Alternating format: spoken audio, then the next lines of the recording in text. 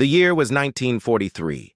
The world was at war, and every corner of America felt it, even the quiet, rolling farmland surrounding Elmwood Airfield. Elmwood wasn't a sprawling military hub. It was a modest training base, a place where young men learned to fly the mighty warbirds that would soon cross oceans. Or at least it had been mostly young men. That was before Lieutenant Clara Jensen arrived. Clara wasn't what most expected when they heard pilot. She was 24, with sharp, intelligent eyes, a determined chin, and a frame that was more wiry than imposing. She'd grown up on a farm in Kansas, her hands familiar with wrenches and engines long before she ever touched an aircraft yoke. When the war started, Clara didn't hesitate. She joined up, enduring skepticism and outright laughter to earn her wings. She was one of the first women assigned to active flight duty, though for now, active meant ferrying planes and eventually training new recruits. Elmwood Field was a world unto itself.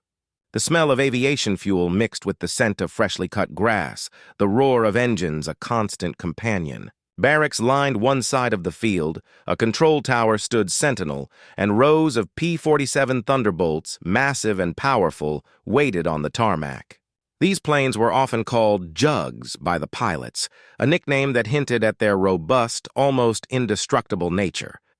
They were heavy, brutish machines, built for power and resilience, and armed with 850 caliber machine guns, a formidable arsenal.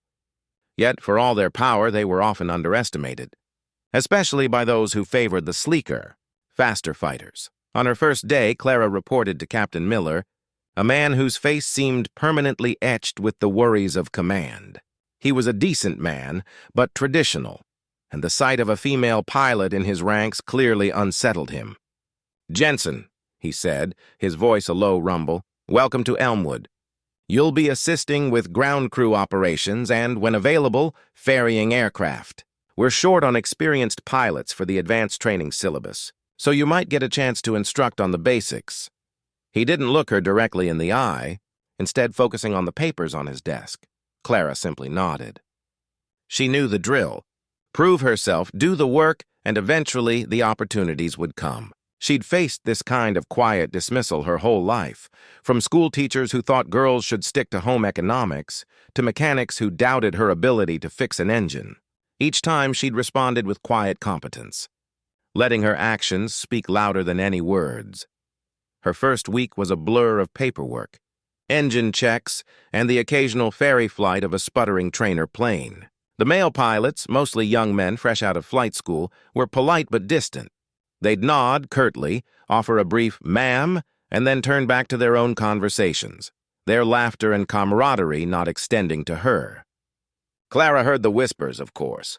A woman flying a Thunderbolt? What's next? Grandmother's in the cockpit? And she's probably just here for the paperwork. It stung, but she buried it deep. Her father had always told her, "A strong oak doesn't break in the wind, Clara. It bends, and then it stands even taller."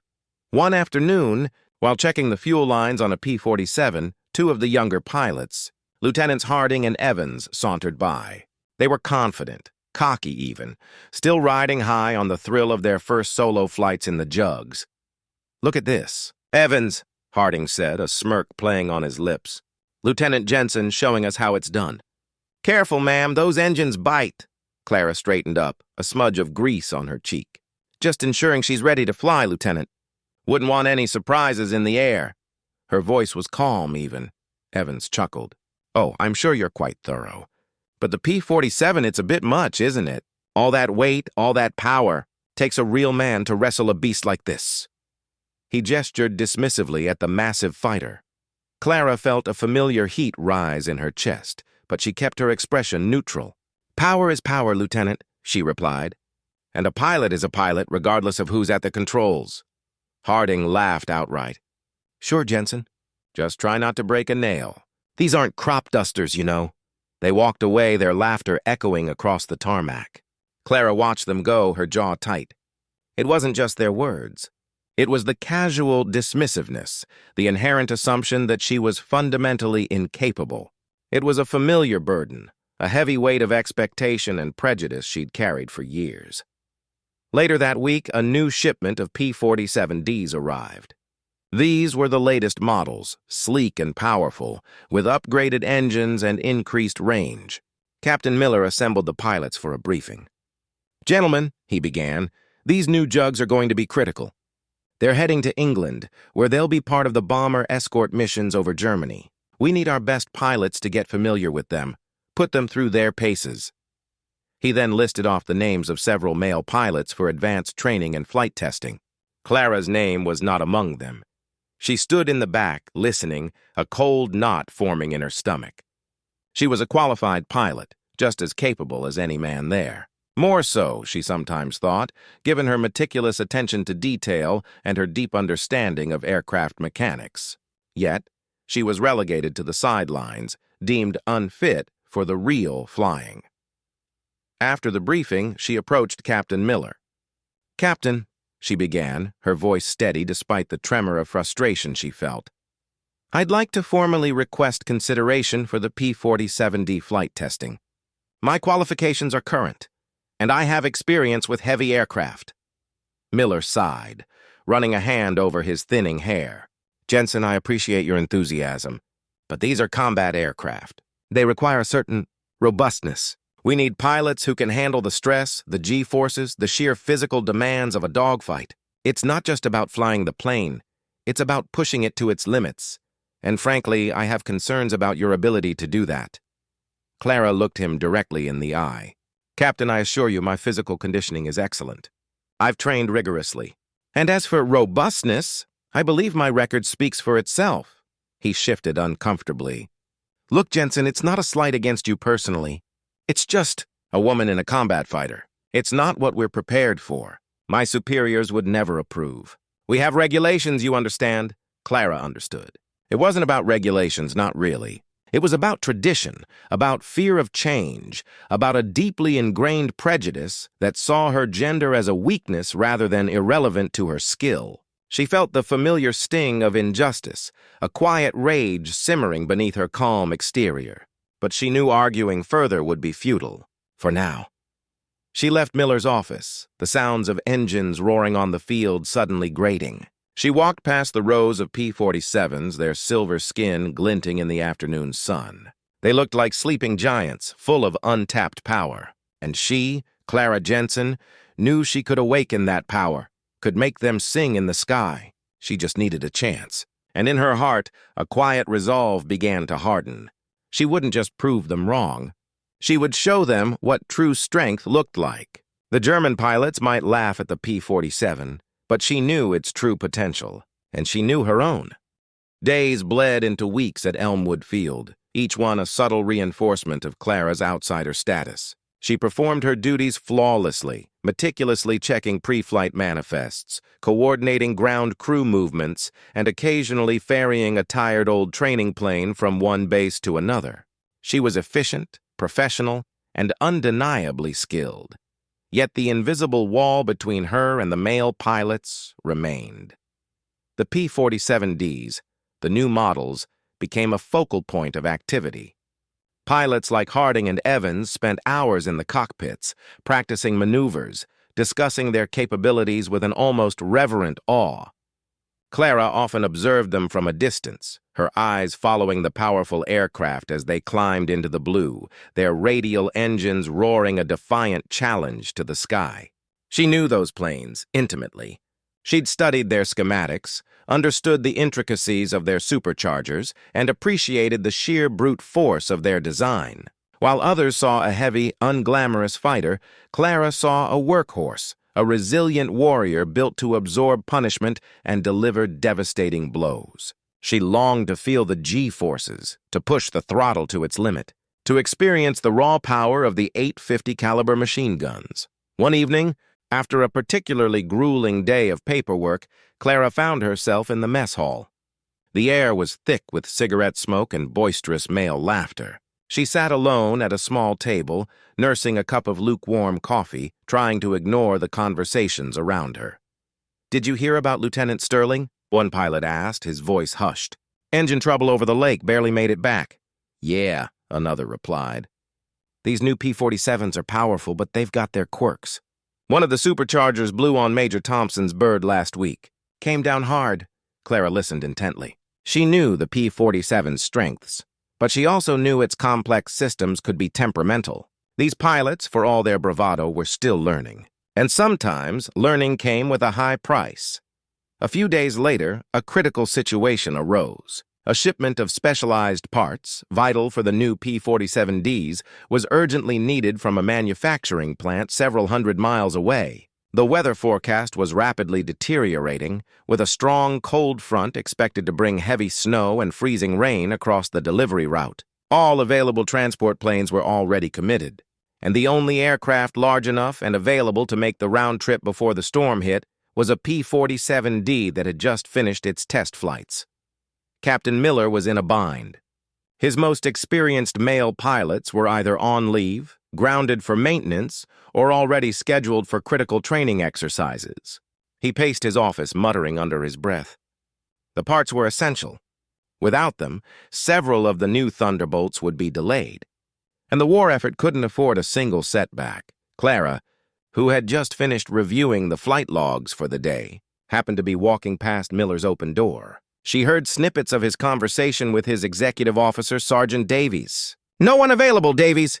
This storm is moving fast. We need someone who can fly that jug and fast. Someone who knows the plane inside and out." Davies hesitated. "Well, sir, Lieutenant Jensen is highly proficient on the P-47, and she's available." Miller stopped pacing, a look of incredulity on his face. "Jensen? Davies, are you serious? This isn't a training flight. This is a high-priority, potentially hazardous mission." "The weather?" "The P-47 is a big aircraft, tricky to handle in severe conditions."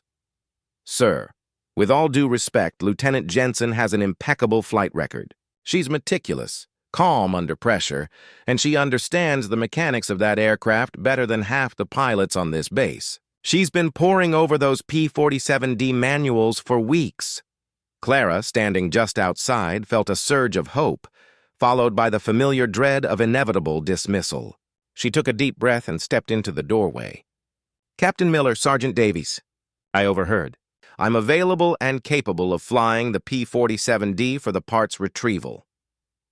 Miller looked at her, then back at Davies, then back at Clara. His face was a mixture of frustration and desperation. He knew he was out of options. "Jensen, this is a dangerous flight." "The weather? It's going to be rough." "I need those parts, but I won't put a pilot needlessly at risk."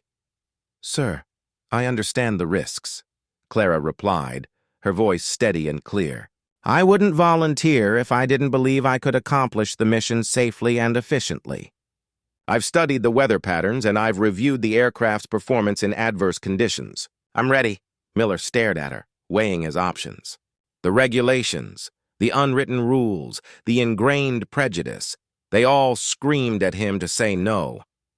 But the urgency of the situation, the undeniable competence in Clara's eyes, and Davies's quiet endorsement finally swayed him. "All right, Jensen," he said, his voice clipped. "You've got the mission. But one sign of trouble, one hesitation, and you turn back." "Understood?" "Understood, Captain," Clara replied, a quiet triumph blooming in her chest. This was it, her chance. News of Clara's assignment spread like wildfire through the base. Most pilots reacted with open skepticism. A woman flying the P-47 in a storm? "Miller's lost his mind!" exclaimed Lieutenant Harding to a group of his friends. "She'll barely be able to see over the dashboard, let alone fight the winds." Evans chimed in. "It's a publicity stunt, I tell you. They want to show how progressive we are. But when push comes to shove, she'll fold." Clara heard the whispers. She walked past the barracks, past the hangars, a target of their judgment. But this time it felt different. This time she wasn't just hearing idle gossip. She was hearing the doubt of men who would soon be relying on the planes she was helping to get ready for battle. Their words, instead of wounding her, fueled her resolve. She would not fold. She would not fail. She went directly to the assigned P-47D, a magnificent machine gleaming silver under the hangar lights. She performed her pre-flight checks with painstaking precision, her fingers expertly tracing the rivets, her eyes scanning every gauge. She knew this plane, understood its heart and soul. As she climbed into the cockpit, she felt a profound connection to the powerful machine. The P-47 was heavy, yes, but that weight translated to stability, to resilience. Its radial engine, a thrumming beast, promised raw, unadulterated power. And those 850 caliber machine guns, silent for now, were a testament to its formidable purpose. As she taxied to the runway, the sky was already beginning to darken, bruised purple and gray. A few mechanics and ground crew stood watching, their faces a mixture of curiosity and concern. Captain Miller and Sergeant Davies were by the control tower, their figures silhouetted against the ominous horizon. Clara gave a thumbs up to the ground crew, her heart pounding not with fear but with a fierce, quiet determination. She engaged the throttles, and the P-47 roared to life, a magnificent symphony of power and purpose. She felt the vibrations course through her body, a familiar thrill. This wasn't just a flight. It was a mission. And more than that, it was her chance to finally prove herself, not just to Elmwood Field, but to herself. The German pilots might laugh at the P-47, but they hadn't yet heard its 850s speak. And soon they would. But first she had to get those parts. Clara pushed the throttle forward, the P-47D rumbling powerfully down the runway. The storm was closing in fast, and the first drops of freezing rain began to streak across the canopy. With a surge of exhilaration, the heavy fighter lifted off, climbing into the increasingly turbulent sky. Elmwood Field, with its skeptical faces and hushed whispers, quickly receded behind her. Once airborne, Clara immediately felt the true nature of the storm. The wind buffeted the plane, tossing it like a toy. Gusts slammed against the wings, threatening to rip her from her intended course. Ice began to form on the leading edges, a constant threat that could weigh down the aircraft and disrupt its aerodynamics. This was no ordinary flight. It was a battle against the elements, a test of both pilot and machine. She meticulously followed the weather reports she had studied, navigating by dead reckoning and occasional radio beacons that struggled to pierce the static. The P-47, for all its bulk, proved surprisingly stable. Its heavy construction, which many pilots saw as a disadvantage, was now its greatest asset, allowing it to punch through the violent updrafts and downdrafts that would have crippled a lighter aircraft. Visibility dropped to near zero. Clara focused on her instruments, her hands and feet making constant, precise adjustments to the controls. Her training kicked in, an almost instinctual connection to the aircraft. She remembered her father teaching her to drive a tractor through thick fog, relying solely on the feel of the machine and the subtle shifts in the land. This was no different, just higher stakes.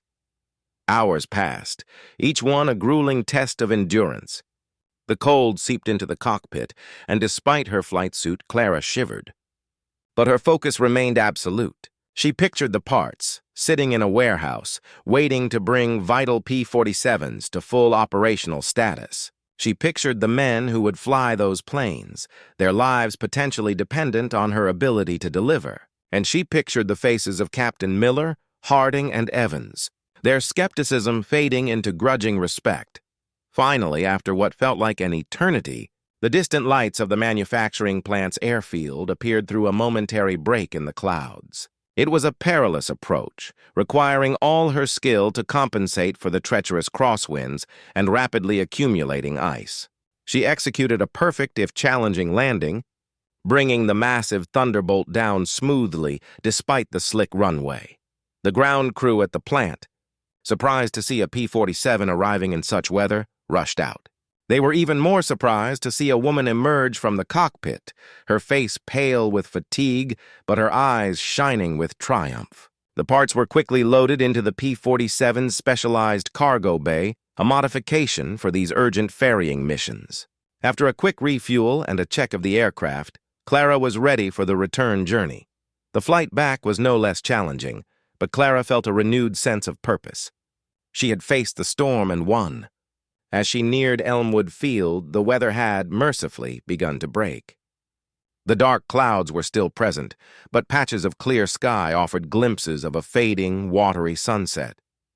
As she descended, she saw the lights of Elmwood Airfield, a welcome beacon. The control tower crackled to life. Elmwood Tower to Jug 7 Alpha, welcome back. Conditions are improving. You're cleared for runway 3, Clara responded, her voice tired but firm. Jug 7 Alpha, roger that. On approach. She brought the P-47 down with the same precision as her earlier landing, a testament to her skill and the resilience of the aircraft. As the Thunderbolt rolled to a stop, a small crowd had gathered. Captain Miller, Sergeant Davies, and several other pilots, including Harding and Evans. Their faces, usually filled with disdain or indifference, were now etched with a mixture of surprise and something akin to awe. Clara cut the engines, and the sudden silence felt profound after hours of roaring power. She unbuckled, took a deep breath, and climbed out of the cockpit. She was exhausted, cold, and her muscles ached, but a wave of profound satisfaction washed over her. Captain Miller was the first to approach. He looked her up and down, his usual gruffness replaced by a quiet respect. "Lieutenant Jensen," he said, his voice softer than she had ever heard it. "You made it. And in that weather, I'm impressed. Truly." Sergeant Davies stepped forward, a proud smile on his face. "Knew you could do it, ma'am. You handled that jug like a true professional." Harding and Evans stood slightly back, their usual smirks replaced by somber expressions. Harding cleared his throat. "Lieutenant Jensen," he mumbled, his gaze fixed on the ground. "That was quite a flight. We underestimated you." Clara simply nodded, her gaze sweeping over the assembled pilots. She didn't need their apologies or their effusive praise. The act itself, the successful completion of the mission, was her vindication. She had faced the storm, she had pushed the P-47 to its limits, and she had delivered. As the ground crew began unloading the vital parts, Clara walked towards the barracks, the cold wind feeling less biting now. She was tired, but her spirit soared. She had proven herself not just with words, but with action. The whispers would still be there, perhaps, but now they would carry a different tone. She had earned her place. Later that evening, in the quiet solitude of her bunk, Clara allowed herself a small smile. The images of the turbulent sky, the roaring engine, the precise movements of her hands on the controls, they replayed in her mind.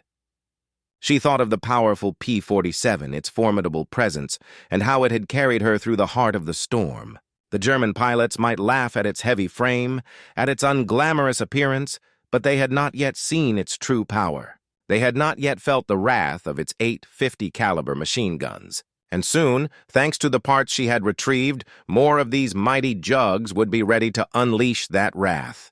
Clara knew, with absolute certainty, that her journey was far from over. This was just the beginning. The successful parts retrieval flight had a profound impact at Elmwood Field.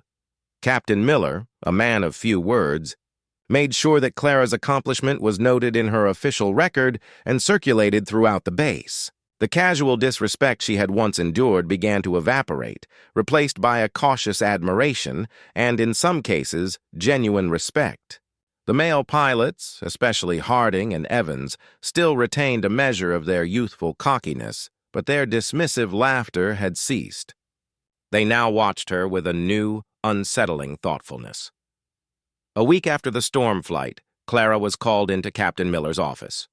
She entered, expecting another administrative task, but the atmosphere in the room was different. Miller sat behind his desk, a serious expression on his face, and Sergeant Davies stood beside him holding a sheaf of papers. "Lieutenant Jensen," Miller began, "your performance during the recent retrieval mission was exemplary. Your skill and composure under extreme conditions were precisely what we expect from a pilot of your rank. More importantly, it directly contributed to the timely deployment of these critical P-47Ds. Clara felt a warmth spread through her chest. This was more than just a passing compliment. It was a formal acknowledgement. Miller continued, "Based on your demonstrated capabilities and the urgent need for experienced pilots in the European theater, I've received special authorization. You've been assigned to the 361st Fighter Group, 8th Air Force, based in England. You'll be flying the P-47D. Clara's breath caught in her throat. England. Combat. The words hit her with the force of a physical blow, a mixture of exhilaration and stark terror. This was what she had trained for, what she had dreamed of, and what she had fought for. But it was also the grim reality of war, a world far removed from the safe confines of Elmwood Field. "Sir," she managed, her voice a little shaky. I accept." Miller nodded. "Good. You'll be part of the bomber escort missions, protecting our B-17s and B-24s from enemy fighters." "It's dangerous work, Jensen. Very dangerous. The Luftwaffe are formidable opponents." He paused, looking at her intently. "Do you have any questions?" "Only one, sir," Clara said, finding her voice. "Will I be flying combat missions?" Miller's expression softened slightly. "Yes, Lieutenant, you will. You've earned it." News of Clara's transfer to England for combat duty spread even faster than the news of her storm flight. This time there was no laughter, no outright mockery. The disbelief was still there, yes, but it was now laced with a grudging respect and even a touch of awe. A woman flying a jug against the Germans. It was unprecedented. Lieutenant Harding approached her in the mess hall later that day. He seemed uncomfortable, his usual bravado completely absent. "Jensen," he said, his voice unusually quiet, "I heard about your assignment. England, combat, that's quite something." Clara looked at him, waiting. He shifted his weight. "Look, I know I've been a real jerk. We all have. We thought you were just here because they needed to fill a quota or something. We were wrong. You're a damn good pilot, Jensen. Better than most of us." He paused, then extended his hand. "Good luck out there." "Come back safe." Clara took his hand, a small, genuine smile touching her lips. "Thank you, Harding." "I appreciate that." It wasn't full redemption, not yet, but it was a start. It was a tangible shift in the way she was perceived, and it meant something. The next few days were a whirlwind of preparations.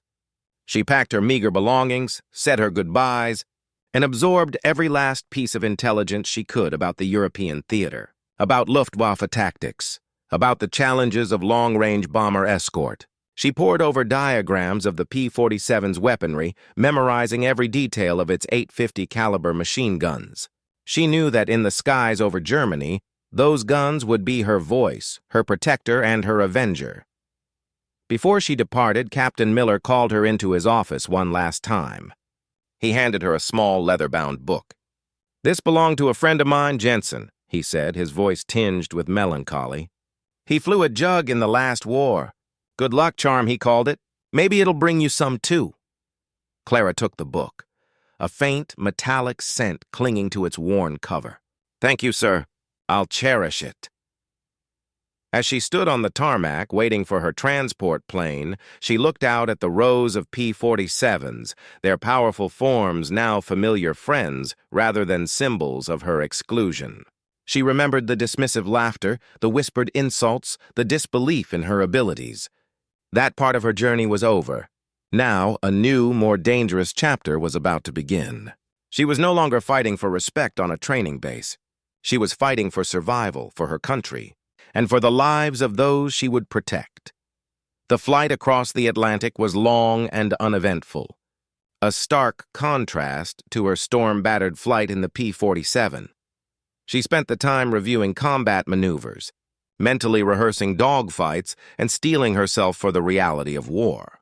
She thought of her family back in Kansas, of her father's steady strength and her mother's quiet determination. She carried their spirit with her. Upon arrival at her new base in England, a sprawling, muddy airfield called Station 356, Clara was met with a different kind of skepticism. Here the pilots were hardened veterans, many of whom had seen friends die in the brutal air battles over the Reich. A new pilot, let alone a female one, was met with a cynical wait-and-see attitude. They wouldn't mock her openly, but their eyes held a silent question. Can she really do this? Her commanding officer, a grizzled major named Reynolds, was blunt. "Lieutenant Jensen," he said during her initial briefing, "we don't care if you're a man, a woman, or a Martian. All we care about is if you can fly, if you can shoot straight, and if you can protect our bombers. Out here, the Germans don't care what's between your legs. They only care if you're in their crosshairs." Clara met his gaze squarely. "Understood, Major. I'm ready to fly." She was assigned to a squadron and given her own P-47 tail number Banshee. It was a sleek, powerful machine, polished and ready for action. As she climbed into the cockpit for her first familiarization flight over English soil, she felt the same surge of connection she had experienced at Elmwood. This was her weapon, her shield, her voice. She knew the German pilots laughed at the P-47, calling it a flying bathtub due to its bulky appearance. They thought their nimble Messerschmitts and Focke-Wulfs would easily outmaneuver the heavy American fighter. But Clara knew something they didn't. She knew the Jug's immense strength, its incredible diving speed, and the devastating power of its .850 caliber machine guns. She knew that laughter would soon turn to fear. She had come a long way from Elmwood Field, from the whispers and the doubt. Now she was in the crucible of war, and she was ready to make the P-47's .850s speak. The chill of the English dawn always brought with it a sense of foreboding and anticipation. Clara, now a seasoned combat pilot, stood beside her P-47, Banshee, the early morning mist clinging to its powerful wings. Her flight suit, once pristine, now bore the marks of many missions, oil smudges, scuffs, and the faint smell of cordite. The initial skepticism of her squadron mates had long since dissipated, replaced by a deep respect forged in the crucible of shared danger. She had proven herself in the brutal skies over Germany, earning the call sign Valkyrie for her fierce determination and uncanny ability to bring her damaged P-47s home. Today's mission was a deep escort into the heart of Germany, protecting a massive formation of B-17 flying fortresses targeting a crucial ball-bearing factory. The air intelligence reports indicated heavy German fighter resistance. As she climbed into Banshee's cockpit, the familiar weight of the parachute harness and the reassuring click of the safety belts felt like a second skin. She ran her hands over the instrument panel, a silent ritual, a connection to the machine that had become her lifeline. She knew every nuance of the P-47, its formidable strength, its ability to absorb punishment, and the utterly devastating power of its .850 caliber machine guns.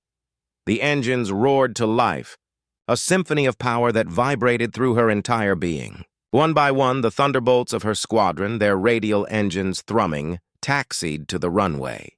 The ground crew, their faces grim, gave thumbs up as each pilot powered forward, lifting into the gray dawn. The flight to the target was long and cold. The bomber formation, a vast aerial armada, cruised steadily, a dark cloud of defiance against the endless sky. High above, the P-47s wove intricate patterns, always vigilant, always ready. Then the enemy appeared. First, distant specks, then rapidly growing into the menacing shapes of Messerschmitt Bf-109s and Focke-Wulf FW-190s. The German fighters, sleek and deadly, sliced through the air, their engines screaming a challenge. The airwaves erupted with shouts and warnings. "Bandits! 12 o'clock high! Break left! Break left!" Clara's heart hammered, but her training took over.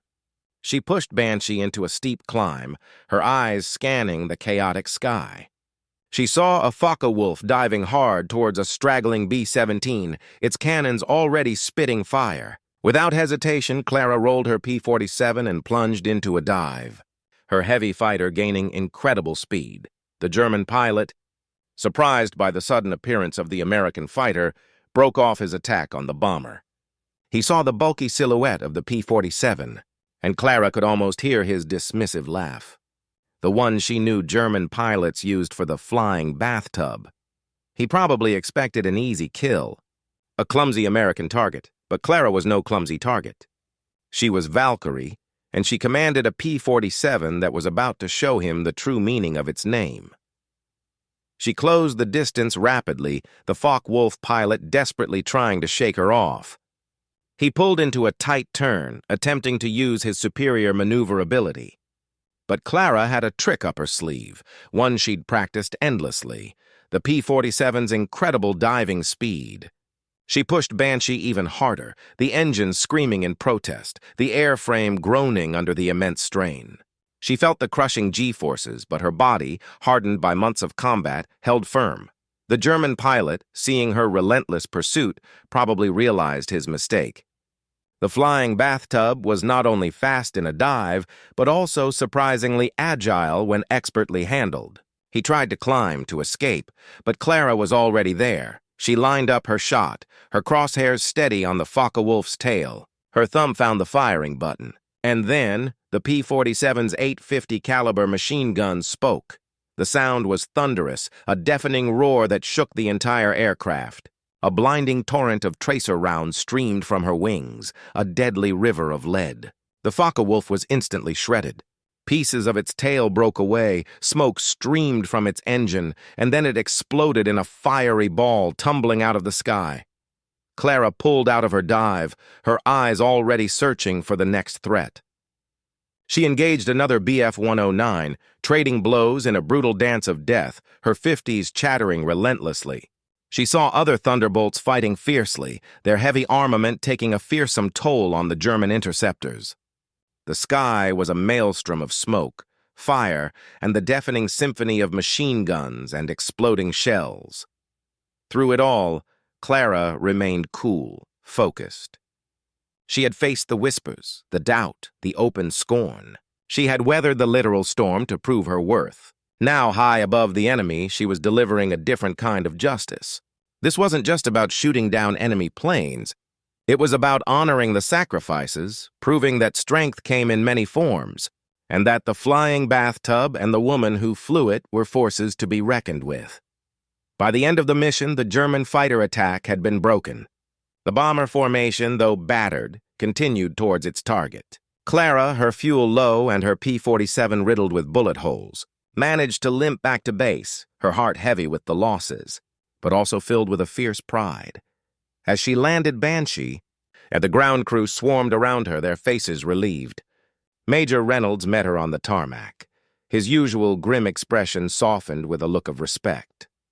"Another one for the scoreboard, Valkyrie," he said, slapping her lightly on the shoulder. "Good flying, Lieutenant." "Very good flying." Clara just nodded, too exhausted to speak much. As she walked away from her damaged P-47, she looked back at it, a silent testament to the battles fought and won. The flying bathtub might have been laughed at by the German pilots, but today, its 850s had spoken with a voice of thunder and defiance. And so had Clara Jensen. She remembered the dismissive laughter at Elmwood Field, the snide remarks about women flying combat aircraft.